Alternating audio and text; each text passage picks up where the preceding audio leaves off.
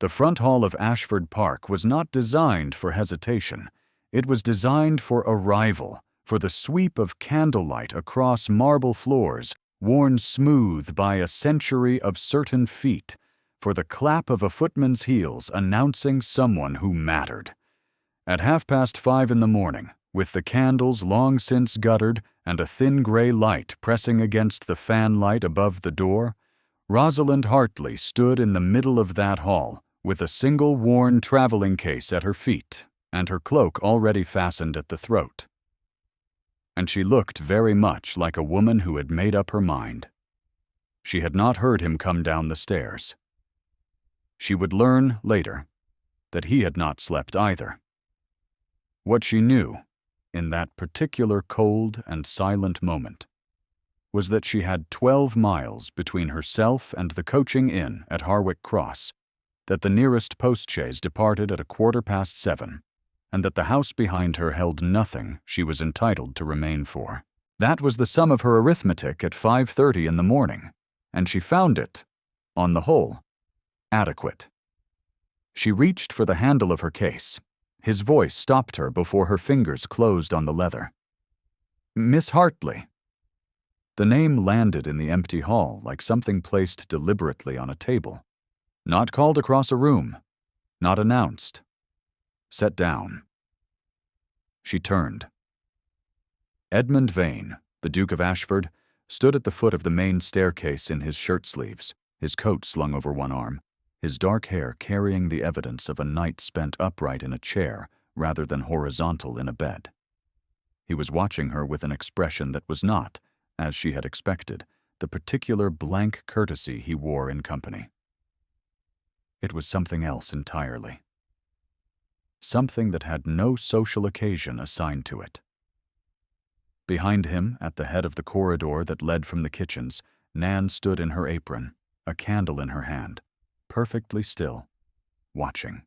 And at the solicitor's table beside the study door, a man in a gray coat sat with his pen and his ledger and his wax and a deed that had not existed the previous morning. Rosalind's hand did not close on the case. She waited. 6 weeks earlier, she had not expected to be here at all. 6 weeks earlier, she had been in a set of rooms in Cheapside belonging to a distant cousin of her mother's, a Mrs. Ingram, who had offered them with the specific generosity of someone who expected to be thanked loudly and often. The rooms were dry and adequately furnished, and they smelled of boiled vegetables, and Rosalind was grateful for them in the way one is grateful for the thing that prevents the worst, rather than for the thing one would have chosen. Her father had been dead 3 months. The estate in Wiltshire, 200 acres of chalk-down land, and a house that wanted new roof slates, had passed to a cousin on the entail and been sold before the crepe was off the door. The £600 her father had owed to a firm of moneylenders in Bristol had been settled from the proceeds, which was the decent thing and the only decent thing the entail had permitted. What remained, once the debt was cleared, was Rosalind, 23 years old, educated to a standard that was entirely useless to her current situation, in possession of 1 trunk, 1 traveling case, and a face that several people had independently described as handsome, before quickly moving on to the matter of her prospects. Her prospects that spring were the season. Mrs. Ingram had a daughter, a pink-cheeked girl named Dorothea, who was making her debut, and Mrs. Ingram had calculated that Rosalind's presence in the party would add a note of quiet respectability without adding the expense of a proper chaperone. Rosalind understood this arrangement without requiring it to be explained. She attended 3 balls in 7 days, danced exactly twice, was introduced to a baronet who immediately lost interest upon learning she had no fortune, and overheard herself described by Lady Sutton's eldest son as the companion, I think, or perhaps a poor relation of some kind. She noted the phrase and filed it alongside the other assessments the season had offered her, and she carried herself the same on the 4th day as she had on the 1st. It was at the Hartwell Assembly, the 6th ball of those 6 weeks, that Miss Cecily Drummond had arrived on the arm of Lady Maren Vane, the Dowager Duchess of Ashford, and the room had rearranged itself accordingly. Lady Maren was one of those women who moved through a ballroom the way weather moves through a valley. You felt her before you saw her, and by the time she had reached the center of the room, the entire social topology had shifted. She wore gray silk and sapphires, and she carried a fan of ivory and silver that she deployed with the precision of a parliamentary speaker. Miss Drummond at her side was exactly as polished as the situation required. Fair, composed, gowned in ivory muslin with a spray of seed pearls at her throat, and possessed of the particular smooth confidence of a young woman who had been told her entire life that she was the correct choice. The Duke of Ashford had entered the room 20 minutes later. Rosalind had not expected to notice him. She had been doing what she always did at the edges of these rooms, which was stand near enough to the wall to be architecturally unremarkable, and far enough from the refreshment table to avoid being in anyone's way. She had been watching Dorothea attempt a conversation with a young officer and thinking, with only mild distraction, about the position at a school in Bath that Mrs. Ingram had mentioned as a possibility for the autumn. Then the room had shifted again, differently, and she had looked up. He was tall in the way that some men are tall without seeming to require acknowledgement of it, and he wore his consequence the way old houses wear their age, as though it had been there so long it required no display. His face was precise and still, the jaw exactly as his mother's portraits would have required it to be, and his eyes moved across the room with the unhurried thoroughness of a man taking inventory. He paused briefly at his mother's position. He acknowledged Miss Drummond with a bow that was correct in every particular and warm in none. Then his gaze passed across the room and settled, for one moment that Rosalind counted against her own suspended breath, on the woman standing near the wall. She looked away. She had made a rule about reading things into the glances of powerful men at crowded assemblies, and the rule had served her adequately thus far. She did not look at him again for the rest of the evening. She was informed the following morning that the house party at Ashford Park had been extended an invitation to include herself. Mrs. Ingram delivered this news with the bright, particular satisfaction of someone distributing an honor they had done nothing to arrange. Rosalind asked, with full seriousness, whether there had been any mistake in the invitation. Mrs. Ingram said there had not. Rosalind packed her trunk. The house was everything the name promised. Ashford Park sat in a fold of Berkshire countryside, like something a painter had arranged specifically to make other countryside feel inadequate. Stone turned the color of old cream in morning light. A park of considerable extent with 3 lime avenues and a lake that was precisely the correct size for the picturesque. The interior was furnished with the confidence of a family that had stopped needing to demonstrate anything a century ago and had since devoted itself to maintaining what it had already demonstrated.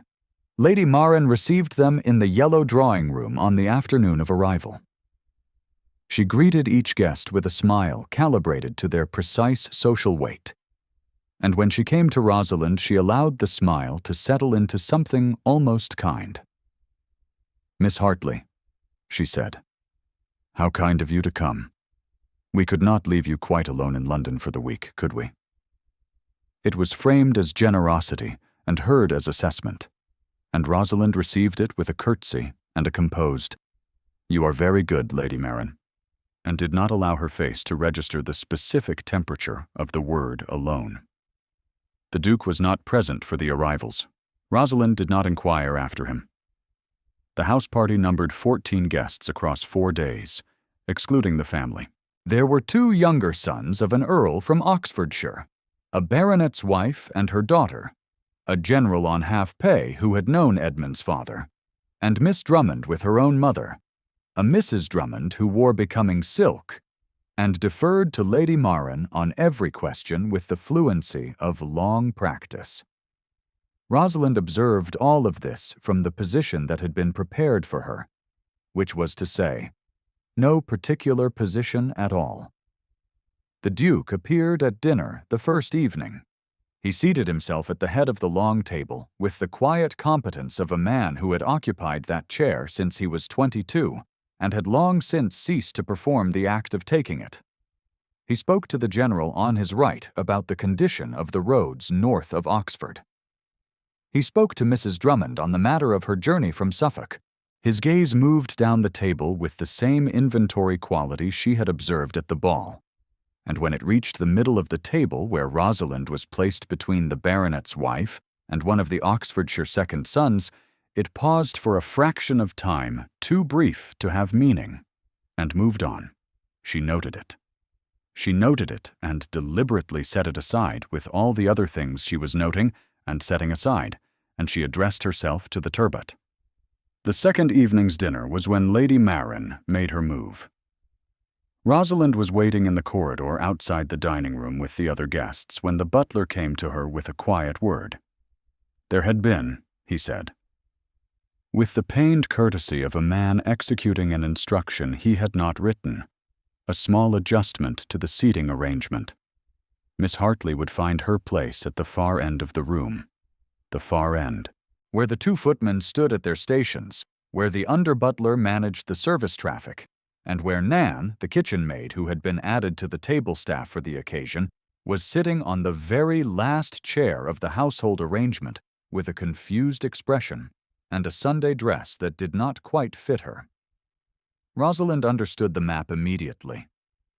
She had been raised in a house with a dining room, and she knew, as every person in that corridor knew, what it meant to be placed below the salt, below the household staff threshold, at the table of a great house.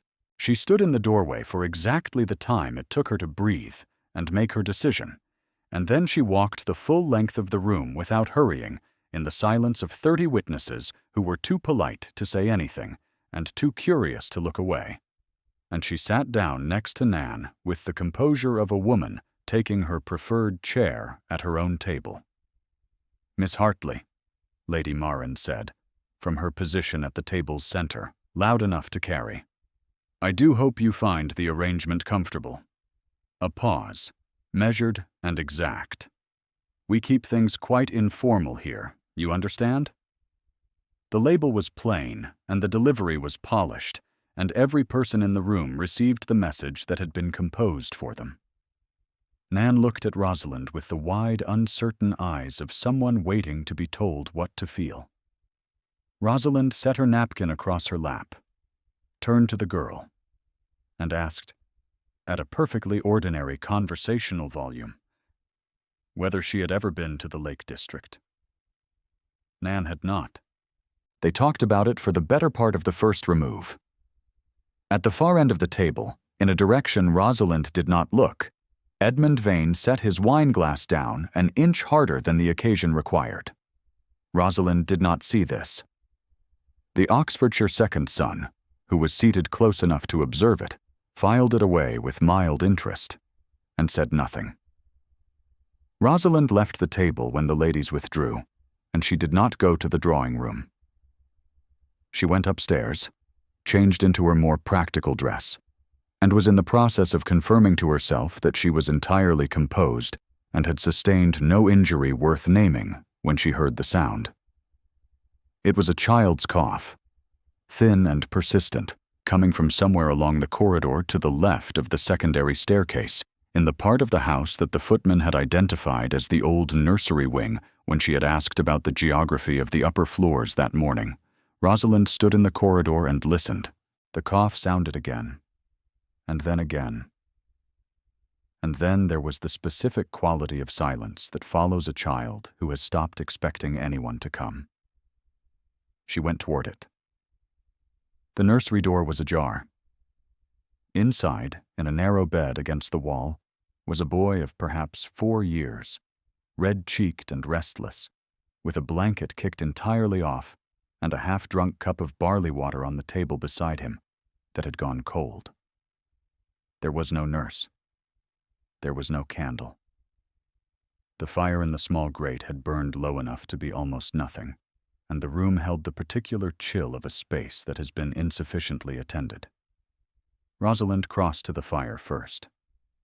She built it up with the coals from the scuttle, efficiently and without drama, the way she had learned to do it when the housemaids at her father's estate were needed elsewhere, and there was no one else. Then she retrieved the blanket from the floor, settled it across the child, and sat on the stool at the bedside and took the cold cup of barley water back to the hearth to warm it. The boy was not the Duke's son. She would learn this later. He was the child of Edmund's younger brother, deceased 2 years since, whose widow had sent the boy to Ashford Park for the Easter period and then taken ill herself and been unable to retrieve him. He had been in the nursery under the care of a nurse who had herself come down with the same cold, and no one had thought to tell the master of the house because the master of the house did not go to the nursery. What she knew then, in that particular moment, was only that he was sick and cold and alone, and that she was present. She did not hear the door open wider. Edmund had not meant to come upstairs. He had meant to do what he had done on every evening of every house party his mother had arranged for the past 3 years, which was sit in the library until the social obligations of the day had exhausted themselves and sleep became permissible. He had come along the upper corridor for the same reason he sometimes did, which he had never examined closely, and which had to do with a door at the end of the nursery wing that he kept shut for reasons that were also not closely examined. He had seen the light under the door.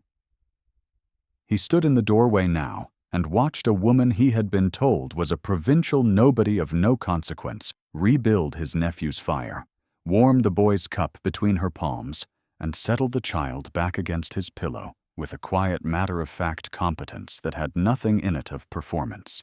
She was talking to the boy in a low voice, something about the chalk horses carved into the hills in Wiltshire that a child with a fever might find interesting enough to stop worrying about why his nose hurt. The boy was listening with the absorbed attention of the recently comforted. Edmund stood there for a considerable time. He did not announce himself. He did not leave. He watched her check the child's temperature at the forehead with the back of her wrist, the way his mother had done once, when he had been that age and similarly neglected. And he felt something move in his chest with the force of something geological that has been still for a long time. His wife had died in childbed. He had been in Scotland, on an estate matter that could have been delegated and had not been. And by the time the writer reached him, the letter was already 4 days old. The child had not survived either. He had come home to a house that had shut itself around an absence, and he had kept the nursery locked because he did not have the particular strength required to walk past a door that opened onto nothing.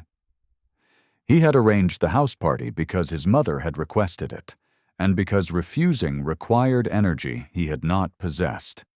He had looked across a London ballroom 2 weeks ago at a woman standing near a wall with the particular dignity of someone who is sustaining themselves by their own resources alone, and he had not been able to account for the quality of his attention since.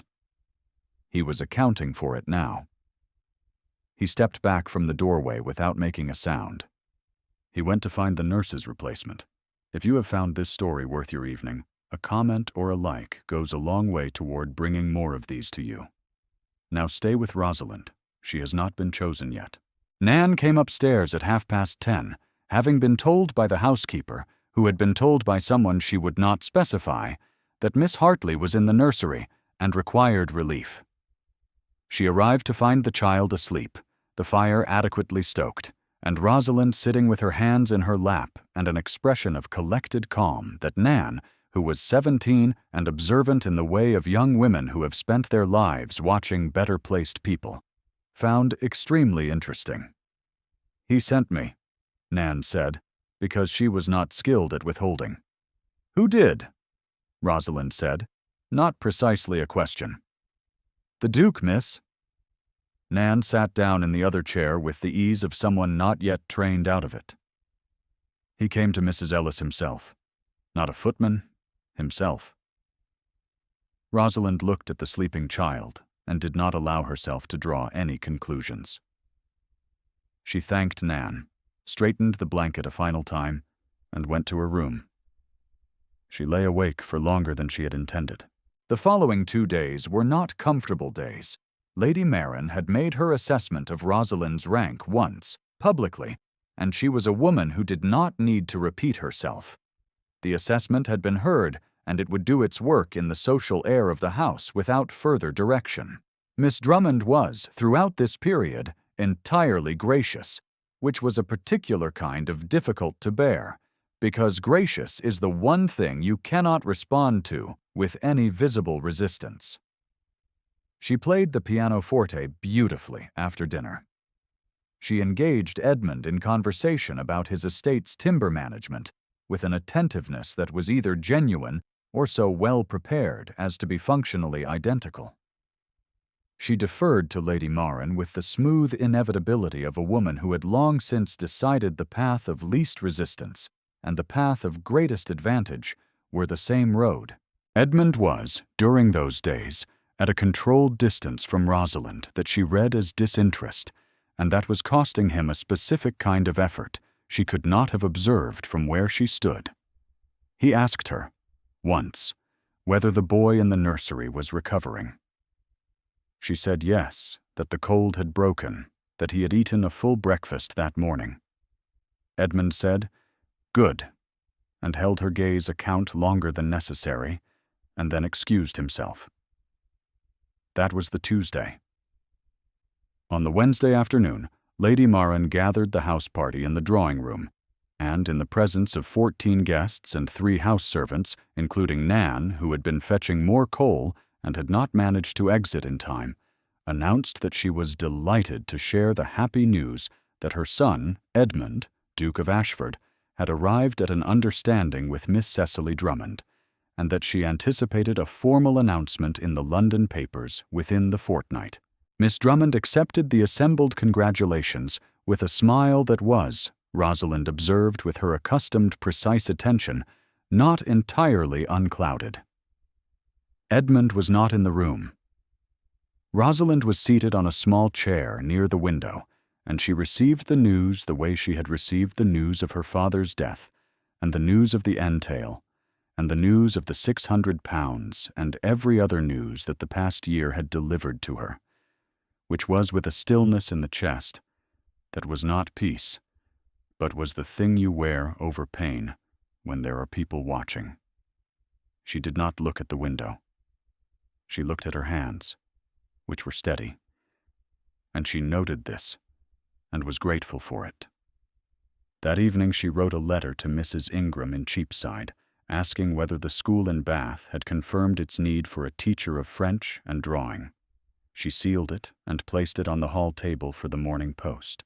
Then she went upstairs to say a private goodbye to the boy in the nursery, who was well enough now to be sitting up and assembling a set of carved wooden soldiers on the coverlet.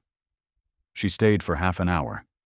She told him the chalk horses of Wiltshire were visible from the hill on a clear day, and that they had been there longer than anyone could remember. He said he would like to see them.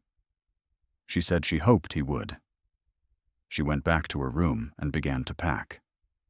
She told herself, as she folded her second dress into the case, that she was not leaving in flight. She was leaving with clarity. There was a difference, and the difference mattered to her, and she held it with some care while she placed her books in order in the trunk and counted her hairpins into the small case and settled her spare pair of shoes at the base of the trunk with the heels aligned. She had conducted herself with integrity at every point. She had not asked for anything she had not been offered. She had not hoped where hope was not warranted. She had not been able to prevent the hoping entirely, but she had kept it small, and she had kept it private, and she was satisfied that no one had seen it. She set her traveling cloak on the chair and sat on the edge of her bed, and allowed herself, in the privacy of that room at 11 o'clock at night, with the house settled into its various silences, to feel the full weight of what the year had made of her. the estate gone. Her father gone. The season's verdict delivered at a dinner table before 30 witnesses. And whatever it was she had allowed herself to imagine about a man who had asked after a sick child and held her gaze a moment longer than the occasion required. She permitted herself this, and then she put it down, the way you set down a stone that is heavier than it looks. And she got into bed, and she slept. She woke at 4. She dressed in the dark. She carried her trunk to the door of her room, where she left it with a note requesting that it be sent on to Mrs. Ingram's address.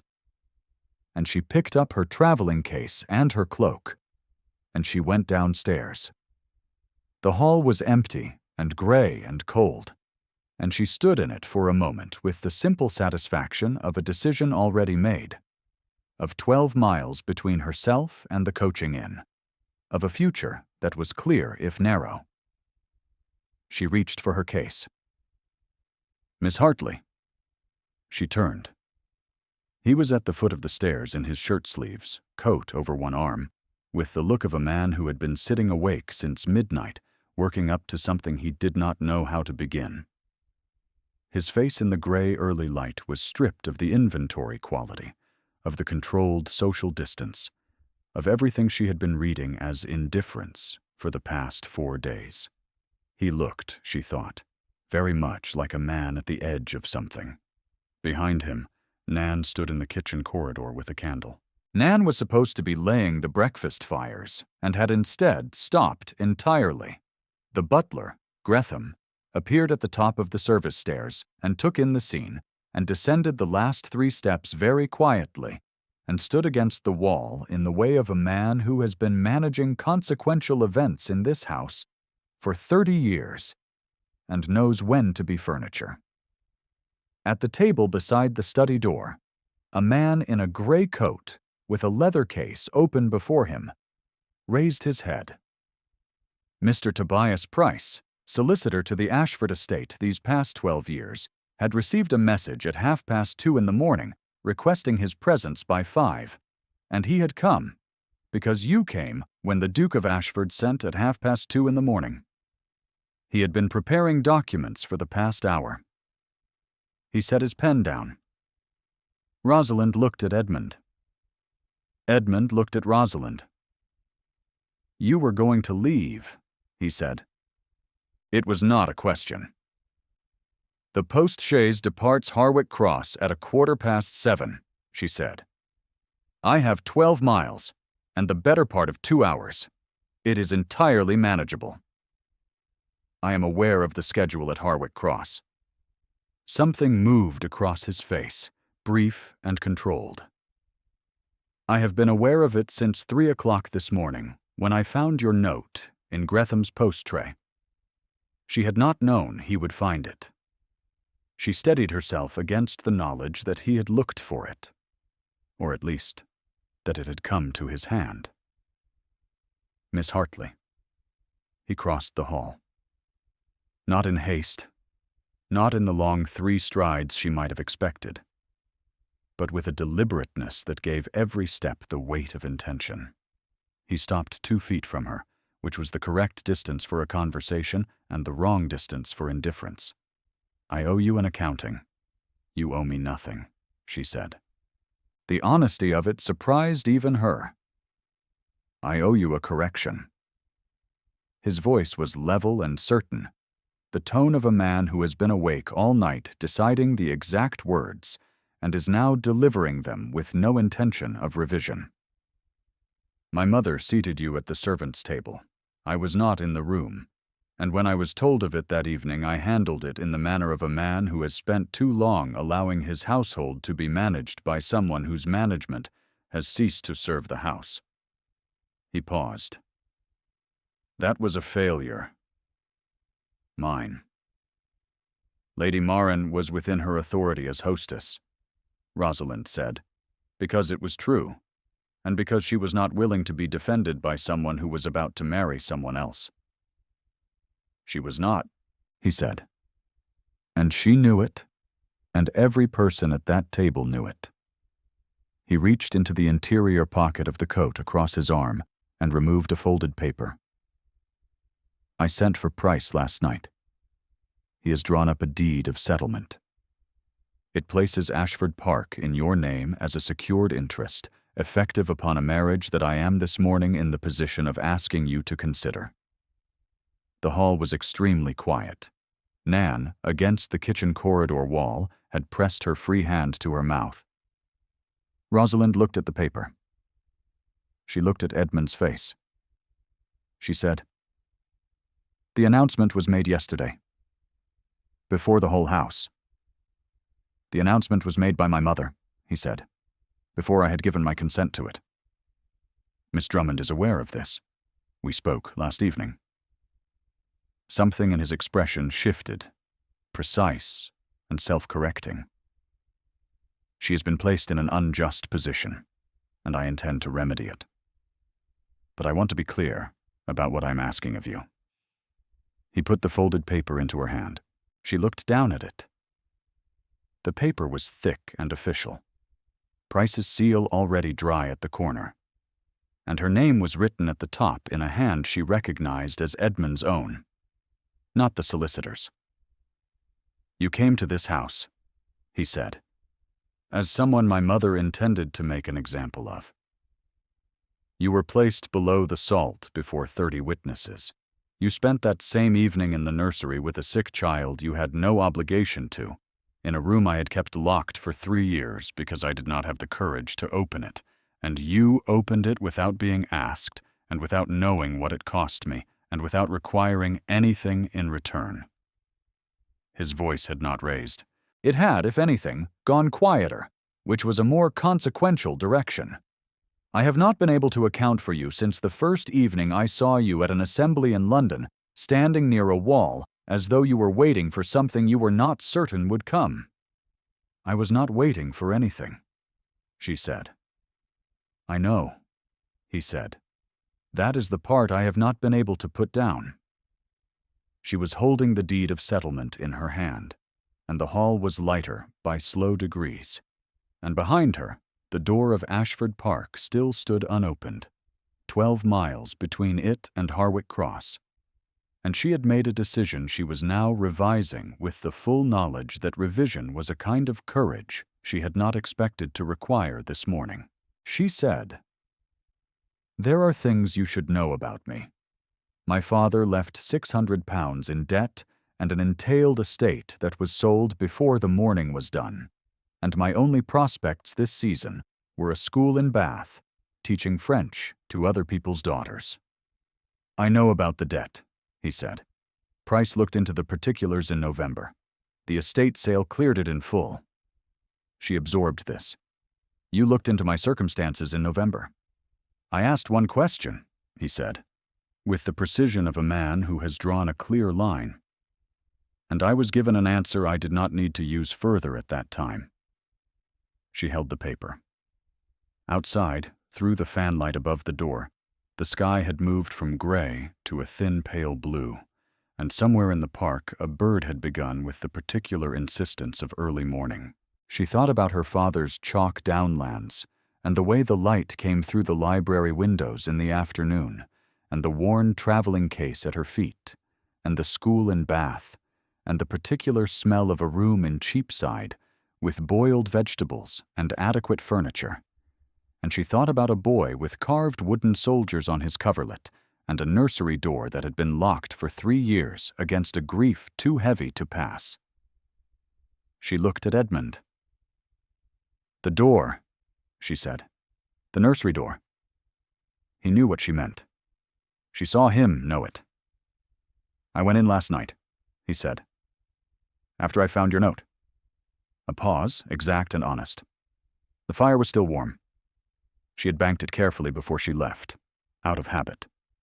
So the coals would not die and the room would not go cold. She unfolded the deed of settlement and read it. It was clear and well drawn, and her name was in it exactly as he had said. She folded it again. "I will not be a solution to a problem," she said. "If what you require is a mistress for the house, and a mother for the boy, and someone to quiet your mother's ambitions, I would ask you to be clear about that. Because I would rather have the school in Bath. I know you would, he said. That is also part of what I cannot put down. She met his eyes. That is not a proposal, she said. That is an argument. Something moved in his face that was not quite a smile, but occupied the same territory, brief and quiet, gone before it could be certain of itself. I have not had much practice with proposals, he said. My first marriage was arranged in a solicitor's office in 40 minutes. You are improving, she said. At the table beside the study door, Mr. Price cleared his throat with the professional discretion of a man who has learned to hear very little. Nan had forgotten entirely about the breakfast fires. Lady Marin appeared at the top of the main staircase at that moment in a gray dressing gown, as if the house itself had arranged for her to witness this, and she took in the scene below her with the particular precision of a woman doing rapid and unwelcome arithmetic. Edmund, Rosalind, the deed, the solicitor, Gretham against the wall, Nan in the corridor with her candle. She came down 4 steps and stopped. Edmund, she said. Her voice was exactly as controlled as it always was, and the control was doing more work than usual.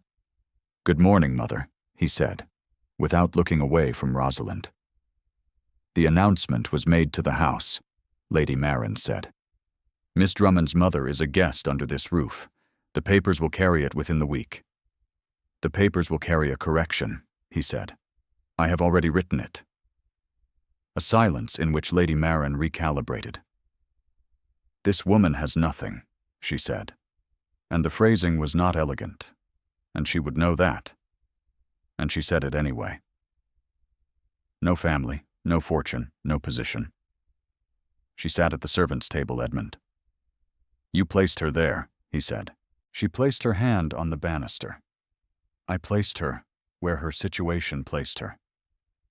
Her situation, he said, is that she is a gentleman's daughter with better principles than anyone else who sat at your table this week. And she has been in this house for 4 days, and she has behaved throughout with a great deal more grace than the house deserved. He was still entirely quiet. Her situation, as of this morning, is the one I intend to make it. Lady Marin stood on the stairs and looked at her son and at the woman in the plain traveling cloak with the deed of settlement in her gloved hand, and something moved in her expression that was not defeat so much as recognition, the specific recognition of a person who has been confidently wrong in a way that is going to require significant internal revision. She pressed her lips together. She said nothing further. She went back up 4 steps and stood and watched. Edmund turned to Rosalind, and his back was to his mother, and his face was entirely clear.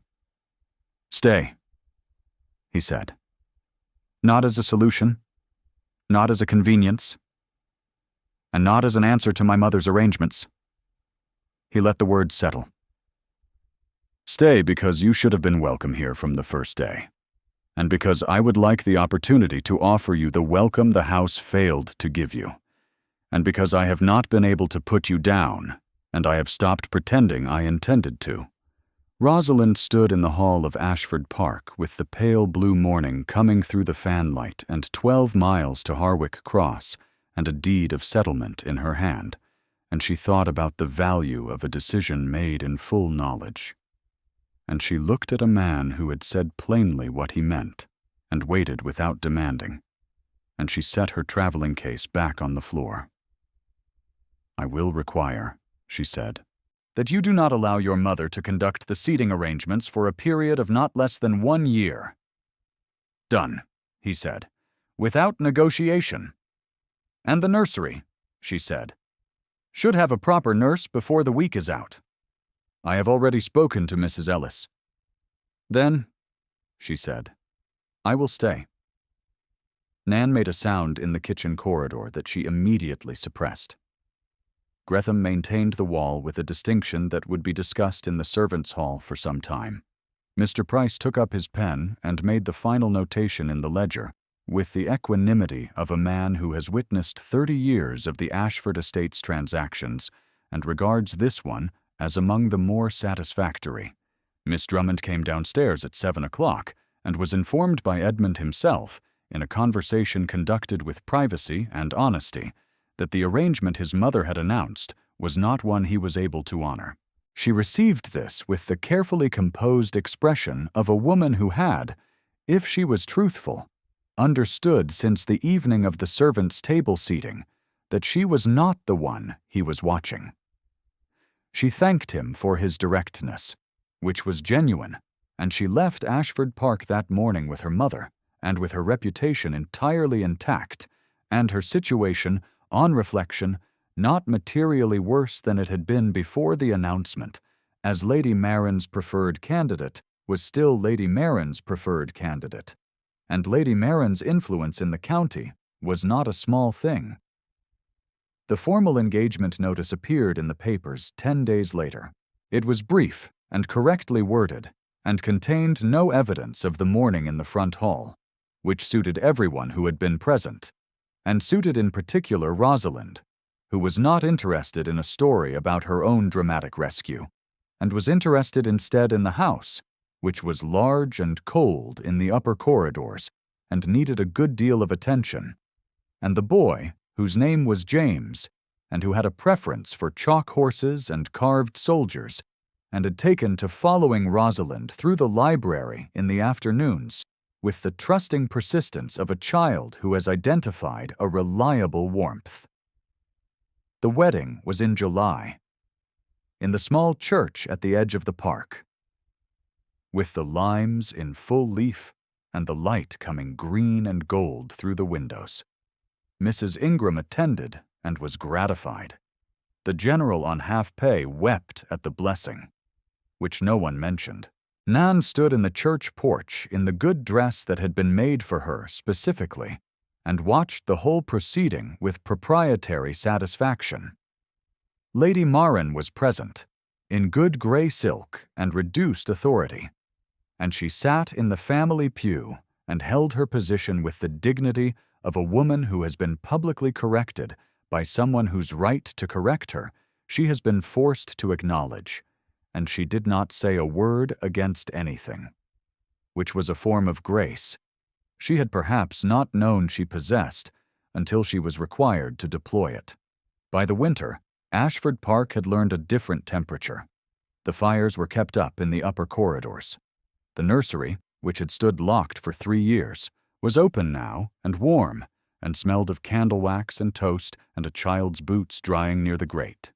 James had his chalk horses on the windowsill, a row of 6 ceramic figures that Rosalind had found in a market in the village and brought home wrapped in paper, and he arranged and rearranged them each morning with the serious deliberation of a 4-year-old conducting important military strategy.